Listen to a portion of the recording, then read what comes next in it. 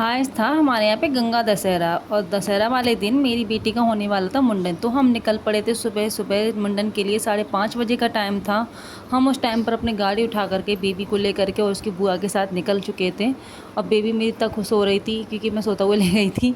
तो जब तक खुश हो रही थी उसके बाद में इसने ये सा करवा लिया कि मैं कहाँ आ गई। बिस्तर पर सो रही थी, अचानक से उठा करके यहाँ पे ले आए हम इसको। और इतने काले घने बाल हैं, अब इसके आए ना इसके बाल ही चले जाएंगे क्योंकि मुंडन होना ज़रूरी होता है ना। पेट के बाल थे तो आज इसका मुंडन हो जाएगा और गंजू हो जाएगा मेरा बाबू।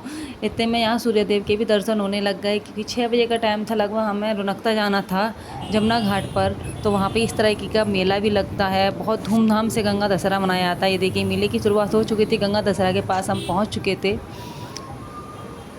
वहाँ पर इतनी पब्लिक, इतनी भीड़ आ चुकी थी, झूले भी लगे हुए थे, बहुत सारी दुकानें लगी हुई थी। वहाँ पे एक से एक बढ़कर हर एक चीज़ मिल रही थी, हलवाई से लेकर के टॉयज़ वगैरह सब कुछ थे। वहाँ पर शनिदेव का मंदिर पता, यहाँ पर हमने गाड़ी खड़ी करी, शनिदेव के मंदिर के भी दर्शन किए। ये शनिदेव का मंदिर था वहीं पर जमुना घाट के पास में। तो वहाँ पर हमने इस तरीके से दर्शन करने के बाद पहले हमने मुंडन कराने की सोची की थी। सुबह सुबह जल्दी से करा लेंगे तो फ्री हो जाएंगे, वरना भीड़ बहुत ज़्यादा हो जाती है और गर्मी बहुत ज़्यादा पड़ रही थी।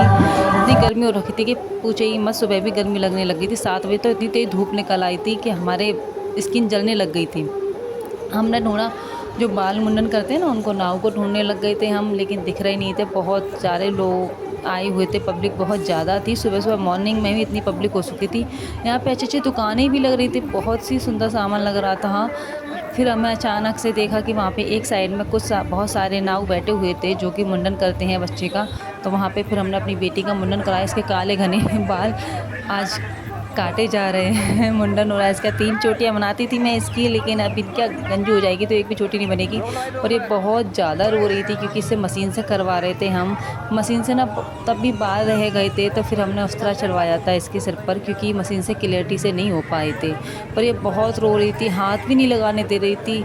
बहुत मुश्किल से इसकी बुआ ने मैंने संभाल करके इसका मुंडन कराया था। एक एक बच्चा तो वहाँ पे इतना अच्छा था कि खुश होकर के चुपचाप से बैठ करके अपने आप ही मुंडन करवा रहा था। जब मेरी बेटी को देखो कैसी हालत कर ली थी रो रो करके, ये नॉन स्टॉप रोई जा रही थी। और ये बच्चा देखो कितने प्यार से बैठ करके मुंडन करवा रहा था, बगल वाला बच्चा।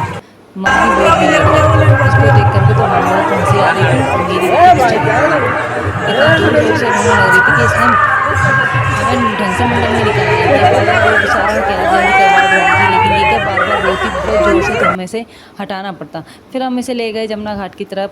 वहाँ पर हमने देखा कि बहुत ज़्यादा पब्लिक है और इसे नहलाने की तैयारी में लग गए थे। वहाँ पे हमें कुछ मिलना नहीं था, ना तो नल थे ना कुछ भी था। इतने मैंने इसकी बुआ ने इसके सारे बाल समेट करके आटे की लोई में लपेट करके डाले जाते हैं। मुंडन के जो बाल होते हैं वो आटे की लोई में लपेट करके एक साइड में रखे थे।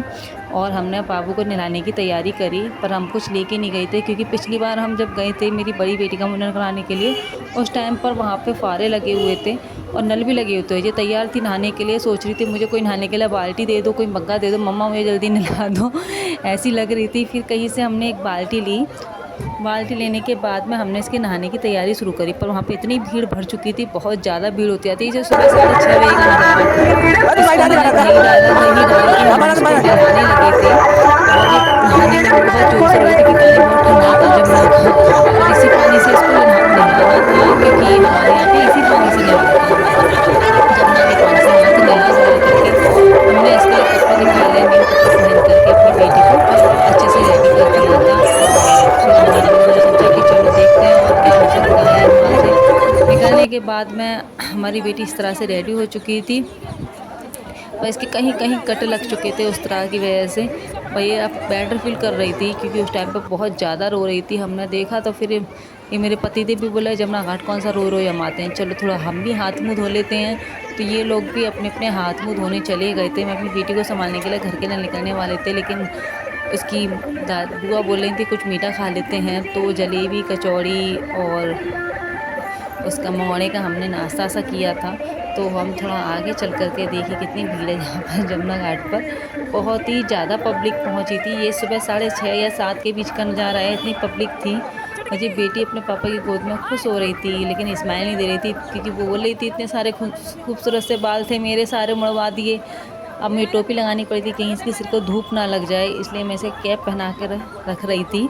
उसके बाद में हम आ गए तो देखा हलवाई की दुकान पर हमें कुछ मीठा खाना था, तो जलेबी कचौड़ी का नाश्ता हमने करने लगे, क्योंकि दशहरा वाले दिन बहन बेटियों को जलेबी कचौड़ी का नाश्ता कराया जाता है। हमारे यहाँ पर ऐसा होता है, ऐसा मान्यता है, ये पुण्य की बात होती है। ये इसकी बुआ जलेबी कचौड़ी मंगड़ा का नाश्ता कर रही थी। फिर उसके बाद में हमें अपने घर भी निकलना था, पर सोचा था यार मार्केट इतनी सुंदर लगी तो कुछ ले ही लेते हैं।